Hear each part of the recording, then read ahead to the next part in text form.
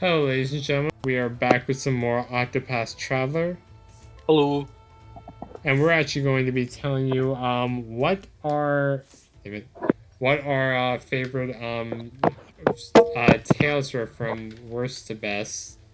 Yeah, this is an opinion video, so Yep, another opinion video. So if you don't like opinions, click off of it right now. If you do, well then sit back and get comfy because trust me, we got ourselves a list. I'm gonna be playing some scenes in the background from our favorite tales.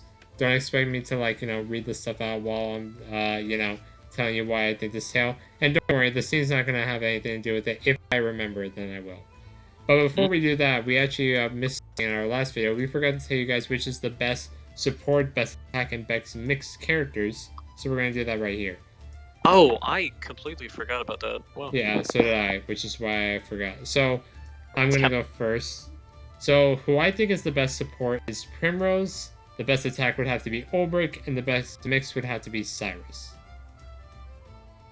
do you want to give any reasons, or should I just go? No, just go.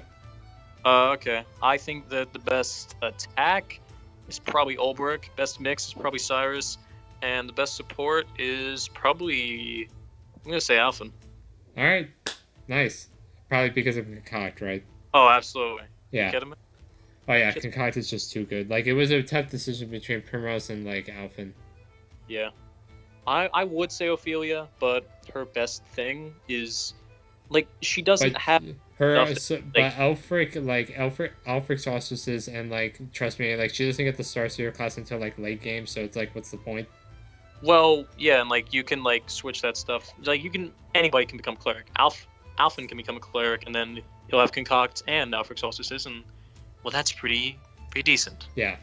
So now that we got that out of the way, now it is time to move on to our stories from worst to best. So Alex, I'm actually gonna let you go first on this first one. Ooh, you spoil me.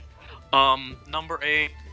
For anybody that's watched even a single episode of the series, I'm pretty sure you could tell. Number 8 is Ophelia. It's my least favorite. Not because it's necessarily a bad story, but it's the least good one, in my opinion. It's too boring. There's some good content at the end with, talking about death and, moving on. And I think that's a really good lesson to take from it. But I'll also say that, and I also like the part where Liana turns, is convinced by Matthias, like, yeah, you can bring back your dad. You just need to, like, kill everyone and just forsake literally everything you've been taught your whole life and go and spit on your dad's grave. But you can bring him back. And she listens because, she's a naive kid with flaws. So that's neat. It's just never really explored. And I find that the biggest problem with Ophelia's story is that they spend too much time on shit you don't care about, like lore, church stuff, and Chapter 2. If Chapter 2 was just wiped away, nobody would care. The fucking story would be better, if anything. Because it's less time that you need to spend walking around doing nothing, and then you fight a boss that has no relevance to the story, and you never see those kids again. It doesn't matter. All it tells you is that Ophelia is kind, which we get from all the other chapters anyway. It doesn't matter.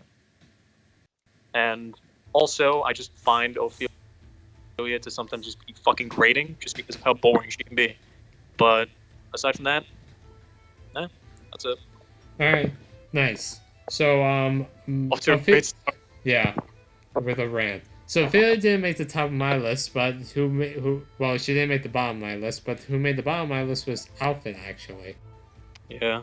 Yeah, the thing is that I find that he just like there's no to little very character development with him, and I feel like he's just like, I know that he's on a quest to like aid the sick and poor, but it doesn't like really tell like why is he going to this place, like what's he trying to accomplish, and in the end, like it just shows that he's like he like finds like his next sick patient who's basically like this guy who's trying to give him a life lesson, but I mean, like, he does find out, like, the person who saved his life, which was Graham. It's just that, there's just not a lot of character development for him. Like, there's no character, like, it does show that he, like, wants to be a better person, and he wants to, like, aid the sick and poor. But to me, like, I feel like that's not really, there's no, like, it's not like a grand tale. Like, some of these other, and that's fine, But to me, I just feel like with me, I was just like sleeping like through a little bit of his story. Not to say that he's a boring character or anything. I think he's interesting, just like not to me. I'll give you that. I mean, those are all pretty valid points, to be fair. Yeah. So I will go next. Oh yeah, and before we continue, I forgot to mention that you guys know that I'm probably going to be doing a rematch of this game someday. And at the end of this video, I will be hinting of which of these 7 characters, not Cyrus, sorry. I know I would love for him to be on that list, but I already started the game with him. But alas, no. I will be using a quote from one of these characters at the end of the video to show what character I will be using. So keep an eye out for that quote. It will be at the end of the video, and if you know the quotes, then you know the character. And Alex, do not say anything until the video is actually over, because I don't want you to hear go like, "Oh God," or "Really?" No, I'm gonna know this quote, especially if there's some Cockney in it. Well, everybody's gonna know. Don't worry. All right. So next up, I didn't say Ophelia made the bottom of this list, but she came pretty close. She came to number 7. She's pretty damn near. Yeah. So yeah. So the thing is, I find that she has a little bit of character development compared to Alfyn, who has like little to no character development. But the thing is that also, like, I find that there's somewhat of a plot. Like, she's going around, like, trying to, like, bring the flame to, like, all, like, the 3 corners of the continent. Which is fine, but it's just that, like, it's very, like, it's kind of boring, though. And there's, like, it's like after she does her job, she's like, there's, like, another thing that she has to go about. Like, in Chapter 2, Chapter 2 just felt like you said, needed to be cut. It's because she delivered the flame. Why does there need to be something else? It's insane that 2 chapter 2s could be like so far apart in terms of quality, literally opposite ends of the spectrum. Olberic's chapter 2 and Ophelia's chapter 2. They did something so right with his and so wrong with Ophelia's. It's like, how? Like, just let's deliver the flame. Why can't that just be the chapter 2? Like, why couldn't that just be a hit? Fucking awesome. You kidding me? Because the first one is like, that's cool, okay? Why can't we have more lore about this? Because if this was going to be like a lore thing, then like, yeah, absolutely, fill us the fuck in on it. That would be insane. But we don't get any. Right. So yeah. Yeah, just little character development, somewhat of a plot, not very interesting, or it could be I feel like it's not interesting until the end. Fair enough. Yeah, because then we have goddamn, I can't remember his name. What? Matthias, that's right. He's he's shown like himself like a little bit like in the entire part of the entire game or of Ophelia's story, and then we find out at the end like he's the mastermind behind everything. Yeah, he shows himself at the beginning of chapter 1, beginning of chapter 3. And then the end of chapter 3, when he's pretty much revealed to be the bad guy. Yeah, and then chapter 4, like he's revealed. Well, yeah, it's like pretty much centered around. Well, I mean, him. like why? Well, not revealed, but like he's there. Yeah. Yeah. All right. So on to you, Alex. All right, my my number 7, my second least favorite. It's Tressa. Now, it's not because I don't like her character. I really like her character. It's a spunky little merchant girl that's, just trying to make her way in life and just, become more experienced. That's really cool. I think her personality is awesome.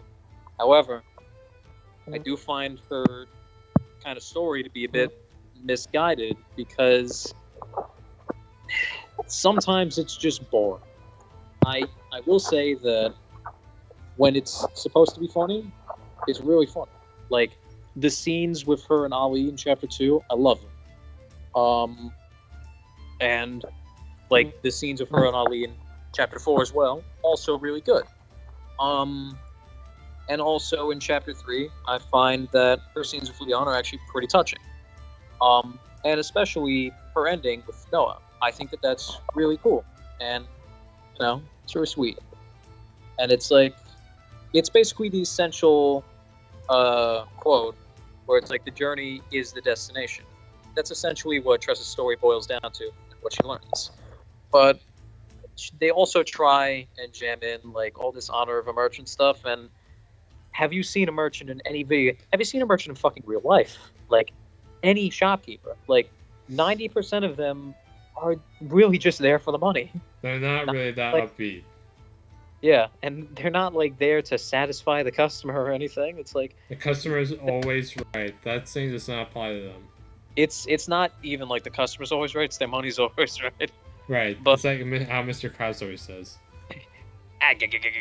The money is always right. Anyway, continue. Squidward. But no, I'm not gonna rag on like real life people that are just trying to do their jobs right now because that's not what we're here for. Um, I don't like her chapter 4 boss or the villain that's in there because number one, I don't really think they needed one at that point.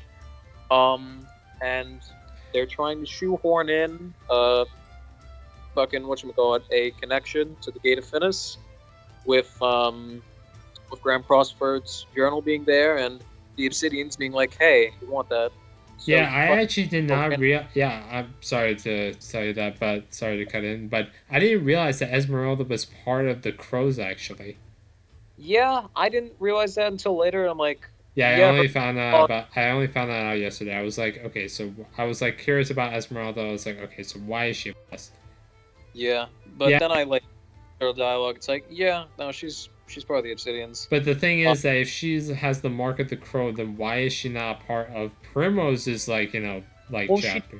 she doesn't have the mark of the crow. That's the thing. But she's Um, part of the Obsidians. well, she's part of the Obsidians, but she's not like one of the three crows because, see, remember, Primrose isn't hunting the Obsidians.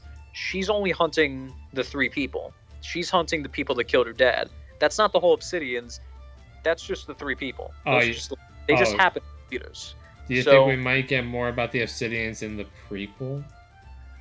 I would assume so because I think that one of the people that are going to be there is Simeon, so that's going to be interesting.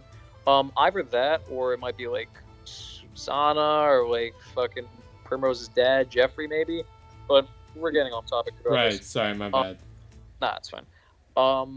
I find that Tressa's story is enjoyable for the most part.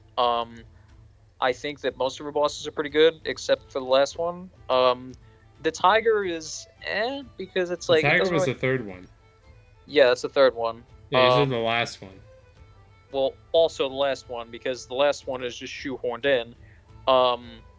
But the third one also it doesn't have any story relevance. But I mean, when you have to make all of these different bosses for each of these characters, yeah, one or two of them just are going to be placeholders. So what do you really expect? I do think it would have been cool if she fucking fought like I don't know a skeleton version of Beyond's friend, or like something, or like I don't know, like a giant sea monster or something. These would really fit the tone. But instead, it's just a poison tiger. So it's like okay, it's a cool boss, but Yeah. But also just I don't know. Tressa's story just doesn't really. I'm not vibing with it as much as I am the other six on this list. Yeah. All right. So now it's on. Speaking of 6, it's time to move on to number 6, and mine has to be none other than Therion? Haunted. Oh. Yeah. So I see what I did there. Yeah. You All got right. me. So yeah, so Haunted, like her story, like it starts off fine. Where like okay, I think we should have addressed this here. Like this chapter 1, I feel like we shouldn't like factor into these characters' stories because like they all set up the tone where they like set off on a journey. I would say that for the chapter 1s, don't hold it against them if it's not as good as the others. But if it's good, absolutely, that's in their favor. Yeah, but I feel like it's either has to be good or it shouldn't be included at all if it's not good. Exactly. That's what I'm saying. Yeah, like stories like Ophelia, Olberic, Primrose, and Alfyn and Therion. Like I feel like they get a pass. I would say that Primroses and Olberic's are like shining examples of what to do for chapter 1. While on the other hand, the Tressa and Ophelia's where they don't get a pass. No, I genuinely like Tressa's as well because I think that it's pretty well done. The tone is good. I like the little beats they got. I like the combat as well, and I also think that their chapter 1 bosses are pretty cool. Ophelia's though, I'm not a fan of whatsoever. Yeah. Just all right. and a half of talking. You know, like the flame. I don't like the people that are associated with the flame. Okay, so that means you don't like Ophelia. All right, good to know. I can read my mind. All right, so anyway, speaking about Haunted, so the thing is that Haunted, like, it shows that she, like, grows as, like, a woman, but, or as, like, a hunter, I guess I should say, not a woman. But the thing is that, like, and by the way, we're not factoring in travel banter as well. We are or we aren't? We aren't. We are. Okay. I did. We are not. We are not. All right, then that does take a few points away from her. But yeah. I would say that. Well, fine. If you got a reason, like, seriously, like, say it. Well, it's really just like Olberic's travel banter with her in Chapter 3. That's like the most important one. Yeah, but are we really gonna factor in every single travel banter between these people? See what I don't why I factor in. Well, I'm not saying to factor in all of them, but just parts to like just make it better. It's a little like extra context. Yeah, but then we would have to do the same thing for the other character, and then this would just be a never-ending process. But it doesn't necessarily, because a lot of the travel banter is just exactly that, banter. Yeah. Some of, like, one or two of them are actually, like, genuinely good, like, interesting. They expand the lore, and they also show character growth. We're not factoring it in. Does that. And I think that Tressa with Olberic is another one that does that after Chapter 3. But aside from that, I really don't see, like, many of the other ones. Anyway. So, speaking of Hana, I find that, like, as she grows as, like, a hunter, it's kind of interesting. It's, like, kind of nice. But the thing is that, like, it's, like, her, like, quest for Red-Eye, I feel like it's very, like, slow. I don't know, like, it just feels like it's slow to, like, expand upon. Like, I feel like we're just, like, it always, like, starts off with, like, there has to be, like, I feel like we're not really, like, getting to Red-Eye. I feel like we're, like, setting up Red-Eye, which, to be honest, I was kind of disappointed to be about, personally. Well, to be fair, they kind of are setting up Red-Eye for Chapter 4, because it's a problem with the media that, yeah, but that's the thing, but I feel like it should have had, like, an extra chapter or something. I don't know. Well, that's exactly the problem. Some of these stories probably should have had an extra chapter. Yeah, that's the thing. No. Before you continue, like, that's the problem with this, like, this game. Like, either there should have been an extra chapter or a chapter should have been cut, and we'll get to that pretty soon with me. But again, I would say that that's not necessarily a problem with the story as much as it is just, it's a problem, yes, but I wouldn't necessarily attribute it to the story as much as I would just the formula that they all have to go by. Yeah, but that's the thing about Hana. Like, I feel like that she has some small character development as a hunter, and then that there is a plot, but it's just kind of like it's a little bit either easy to follow or hard to follow with me. Fair enough. All right, on to you, Alex. For me, my number 6 is also Haunted. All right. But I have more of a positive view, I guess you could say. Right, I don't know how you can give someone a positive view at number 6. Okay, listen. Remember when I said that with Tressa, I still liked her story, despite the fact that it's number 7? Yeah. And, like, yeah, well, Haunted's is one above it, so I still do genuinely like it. And while sometimes Haunted's Cockney accent can be a bit grating when they say if or then cometh then at the end of their sentences, cometh. I don't know. Cometh if thou darest. Like when she puts if at the end of her words, like more than 3 times in a sentence, I have a problem with that specific writing. But otherwise, as long as it's less than 3, we're fine. I do find that she is a fairly well-written character, though. What if it's at 3? Huh? What if it's at 3? If it's at 3, I have a slight problem with it. Okay, got it. Just wanted to know. There's a few of those moments. But I find that her journey as a hunter, because you see from Chapter 1, where it's like, they really build up her master, and it's like, he's this important figure, and you clearly see how much of an impact he had on her.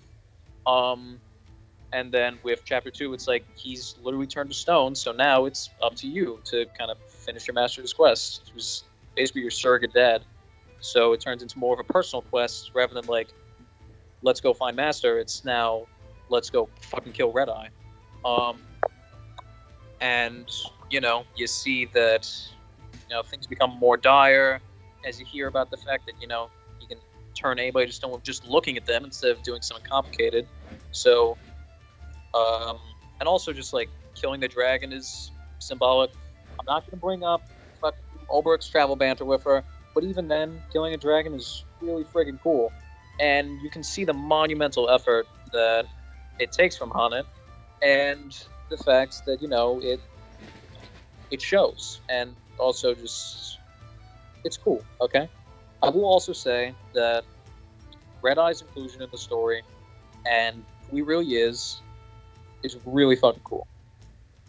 But the only problem I have with that is that you don't get to really find out about it until you go back to that ruins after you completely finish. Like, once you get the end card for Yeah, a Hannet. lot of backtracking. Yeah, that bothers me, because first of all, why would you ever do that? Why would you ever go way back there? Chest. I guess, but like, if you have Therion there at the start and go through everything, then you have no reason to, unless you already know about it. But I'm getting off topic. I like her story. I like just the moments she has with people, and you see how like she's kind of more attuned to beasts than people. And I also just like her character in general and her growth. So yeah, but not as much as the others. So that's why she's number 6. All right. Next up is number 5, and number 5 is Tressa's. Alright. I find that she has no character development. Like, there is very little. Very, very little. But I find that her plot is interesting because she sets off on a journey to, like, she meets up with Ali, she stops a tyrant, she meets up again with Captain Leon, and she goes to Grandport and encounters Noah, and just, like, you know, writes about her journeys, and she tells Noah about her journey. And, like, she just has, like, it's a very, like, tale that's easy to follow, not very complicated, and it's just a very, like, fun tale to actually get enjoyed with. So yeah, if you like a fun tale, I would definitely say that Tressa's a good character.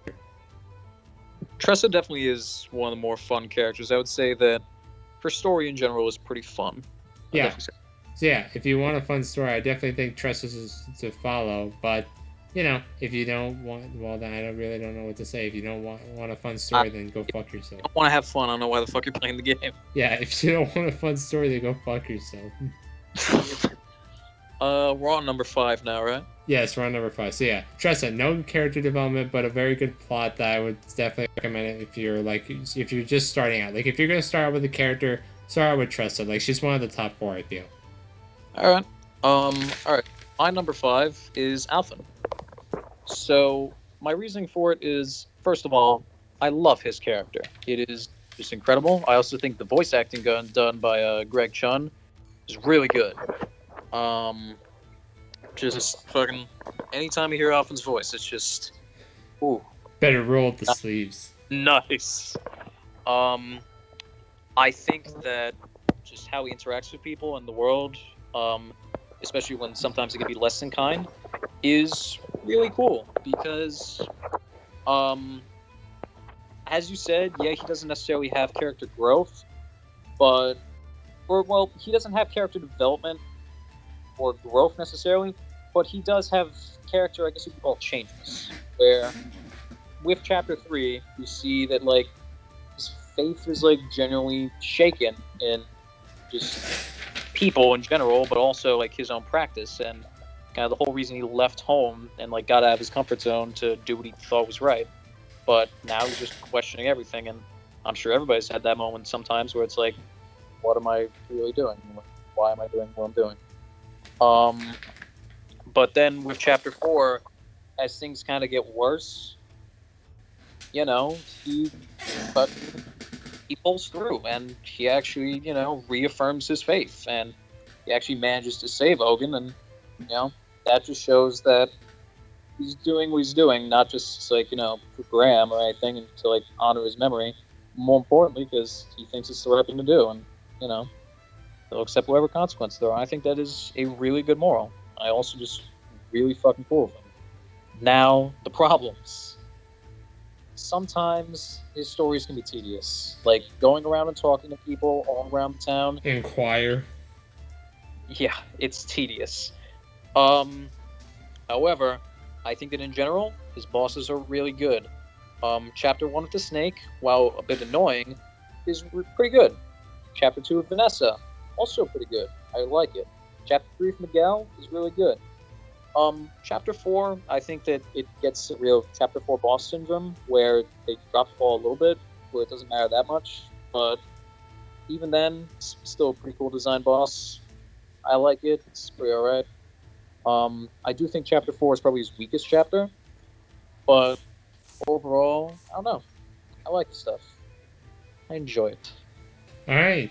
So now it's up to top 4. So next up we have is the one in Olberic Eisenberg. Wow, number 4? Yep. Yeah, number 4. So yeah, I find that Olberic's tale is a tale of betrayal and justice. All right. I thought you were gonna comment on it. All right. No, this is your opinion, okay? I'm not gonna comment on it until maybe you're done. All right. So I find that Olberic's tale is like the beginning is very good, where he he's where okay, I'm gonna go on to chapter 2 because because I feel like if I talk about the beginning, it's always gonna be they set off on a journey, but it's just that's everyone's chapter. That's what happens. Yeah, I know. You know what? I don't feel like a journey today, and then leave. Yeah, that's not what happened. So chapter 2, I find that it's very good. Like he has to find Gustav, and he goes to this through these men where he tries to find out the reason why he fights. And by the time he gets to Gustav, he finds out who he fights for. Chapter 3, I gotta say, is where I feel it's its weak point, because, and this is why he doesn't make higher on the list, is that on chapter 3, I did like the incorporation challenging of Earhart. Yeah, Earhart. I did like that, but I didn't like where on chapter where he has. I felt like chapter 4 was just filler for Olberic. His tale should have ended just right there and there. I feel like his tale should have just ended at chapter 3. No, we don't need chapter 4. Not every character here needs a fucking chapter 4. Just let the tale end right there. To be fair, I was genuinely surprised when there was a chapter 4. I'm like, wait, there's more? Yeah, I was like, why does there have to be a chapter 4? Can't we just end the tale here? So yeah, I felt like it was just it's a good tale, a tale of betrayal and a tale of friendship and justice, but it's just that I felt like the chapter 4 was just filler and it shouldn't need to be there. So yeah, just dudes being dudes, bros being bros. Yeah, I did like chapter 4 though. I just felt like it just shouldn't have been there. I felt like that the story, if you're going to make that at the story, don't make it another chapter 4. Just let it be part of chapter 3 and not be this grand, just let Earhart and Olberic just go to I don't know where the fuck it takes place, but just let them go to the place together and just let them kill Warner. You mean Riverford? Yeah, Riverford. Yeah, no, go and kill Warner. I will respect your opinion. Yeah. But I disagree in a sense. Alright. Anyway. Alex, right. On to you. Mine 4 is in fact Therion. So, the reason why I like Therion's tale is because it's simple, yet still pretty entertaining. It's got some good funny beats, some really good emotional beats, a good lesson, learn to trust people, because trusting people is good. And you don't really get that far in life just on your own, being a dick, using people, and not trusting anybody. Because, as we see with Darius, once we beat him, and he tries to escape, we see that if you don't trust anybody, nobody's really going to trust you either. And most people won't really give a shit. But we also see Therion's actual genuinely good character growth. I would say one of the best, actually probably the best character growth in the game. Because we see him go from completely guarded, not trusting a single person, as we saw with the 2 thieves in chapter 1, all the way to chapter 3, where he genuinely does start to care about, Cordelia, Heathcote, and, helping him. And by chapter 4, we clearly see the difference between him and Darius, and I think that it's really cool. I don't really have much else to say. I don't know. I just like him. I like the bosses. I thought pretty much everything about Therion's story was just pretty good. It's just he's a little edgy sometimes, but no, I mean, yeah, He ain't no edge knight. he's no edge knight, but he's pretty edgy on his own. But I genuinely liked his story. All However, right. it is- All right. What did you say? I said, however, it is not my favorite. We still have 3 more that are above. Right. So speaking of 3, it's on to the top 3. So these were definitely. So yeah, we're getting closer to who's my number 1. But for right now, number 3 is none other than Cyrus Albright. Thus ends your lesson. Wow, I am surprised. Yeah. So Cyrus, his like character is basically set up from the start of the game where he feels like knowledge should have been shared like through people and not be hoarded for himself. I find that his tale is very like it's actually like it felt like it should have had 4 chapters. Well, that's pretty good. Yeah. Even though that he's like he doesn't show a whole lot of character development, I do like his like his personality where he's like very like charming with the ladies, but like he doesn't like want a very like relationship like that, but he's just like paying them compliment. And he doesn't do it on purpose. I do like that. What'd you say? Because he probably doesn't know anything about it. Yeah, like he. Yeah, but I mean, I feel like that when he kills like Yvonne, I finally felt like but he still has to like kill Lucia or like deal with Lucia, and then he kills her, and then he takes all the books back and he shares them with like all like the people of the world. I really like that part, and yeah, that's why I feel like that he's my number 3. It's a somewhat simple tale. It's also like one that's very easy to engage, and it's a tale of like of exploration and like commitment and just sharing of knowledge. All right, I dig it. For number 3, I also have Cyrus.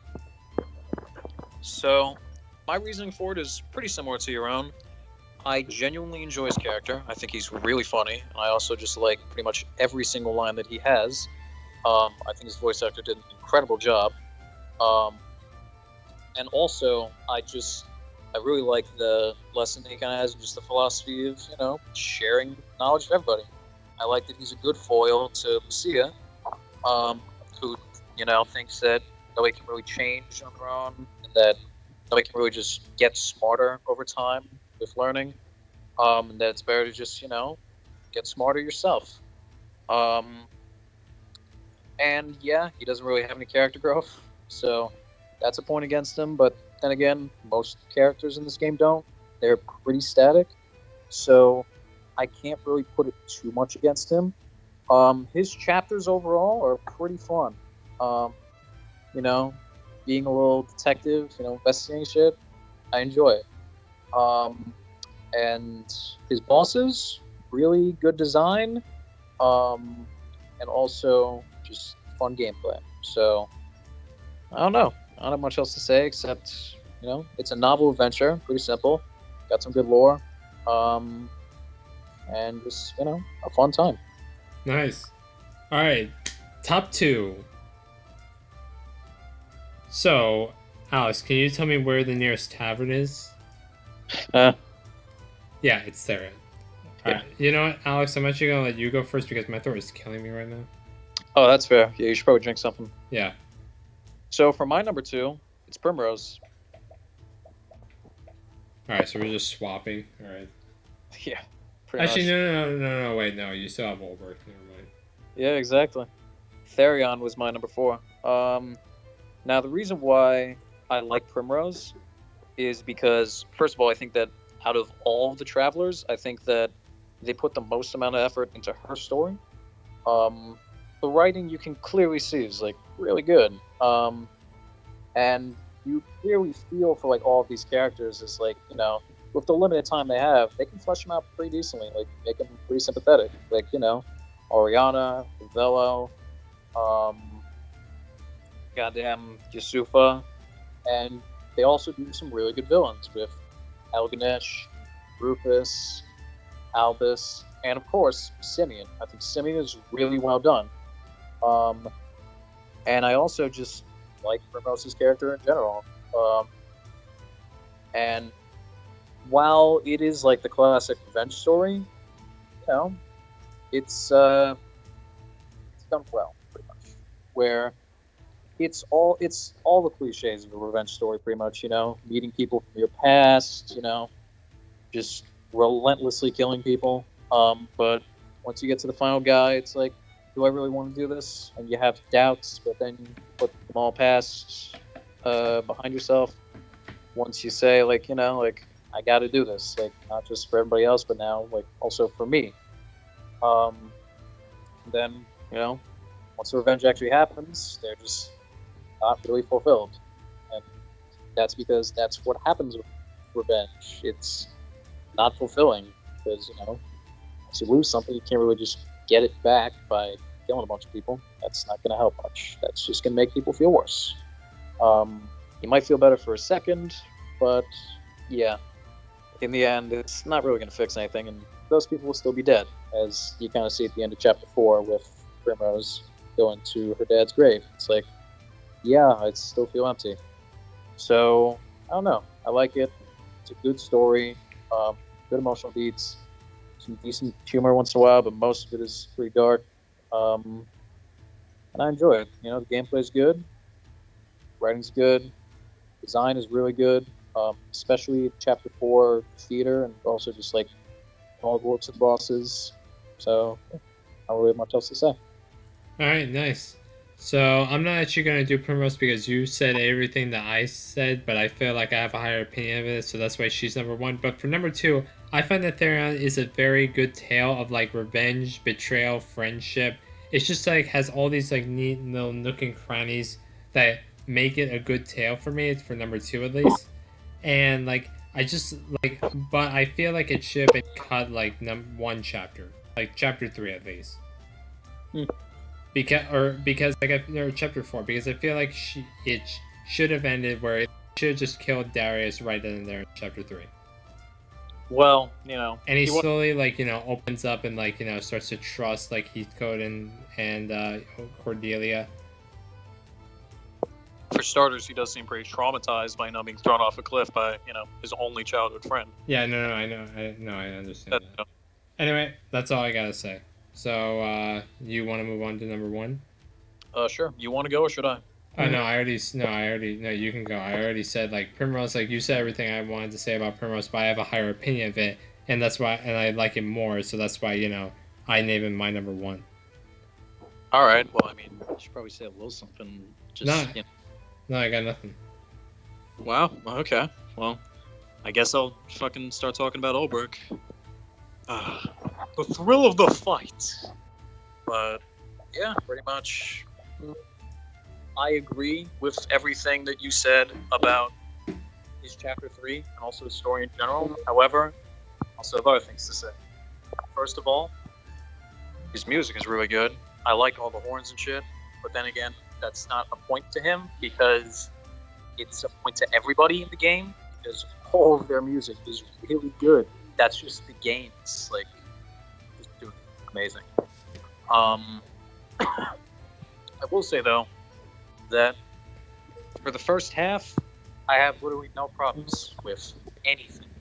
I think that his chapter 1 is expertly done, and it gives him a great reason to go on his journey. It's introduced properly and in a believable way without really shoehorning anything. And it flows directly into chapter 2 very nicely. And with chapter 2, I really like the system of it where it's just fights constantly. I also love just in general how Olberic's just fighting a bunch because, it makes the combat more fun and stories in general. Because most of the time the stories are breaks from the fight. It's not like there's the boss at the end and maybe one fight in the story, some characters, but for the most part, it's really just you talk a bunch of people, do path action a bit, walk through a dungeon, fight a bit, there's the boss, and you're done. But with Olberic, it's just a lot of fights. And I think that the tournament is really well done. Now, chapter 3. If I'm going to be completely honest, I understand why you have problems with it. Hello, Matt.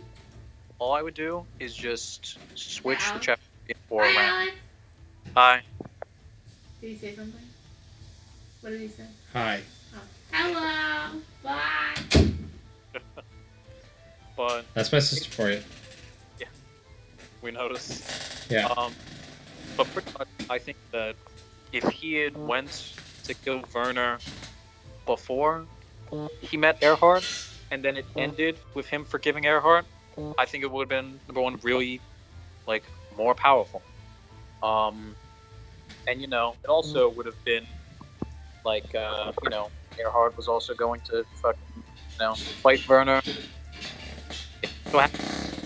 And, like, you know, we'll deal with this later. Instead of, like, you know, bro moment, and that's kind of how you resolve it, like, getting some friends again. It's like, but I know that you have a problem with giving Earhart a bit.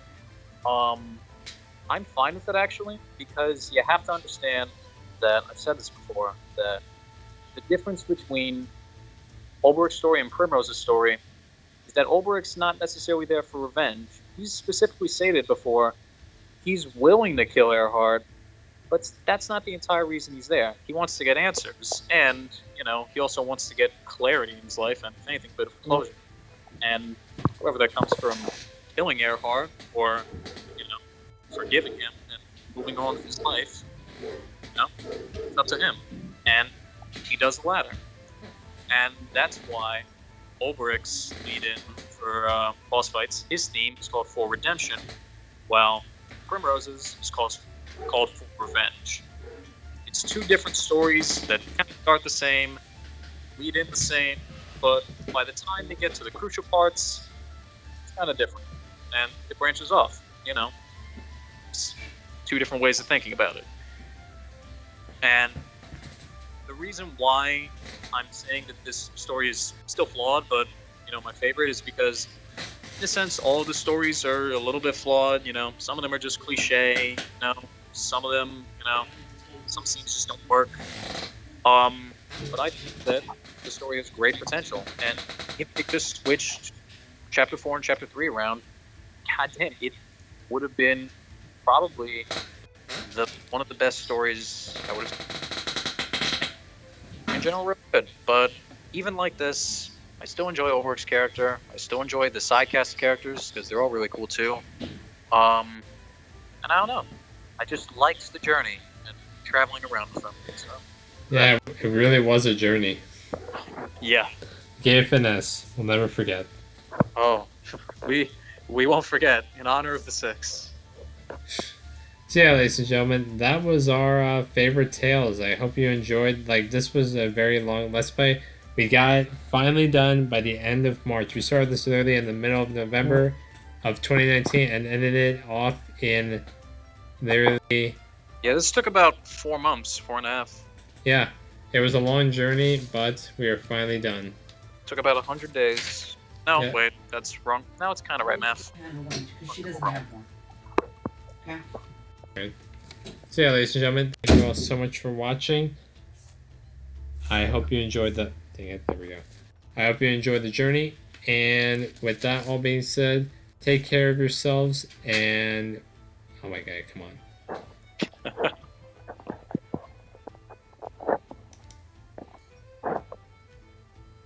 Okay, there we go. With that being said, take care of yourselves and may the flame guide you true.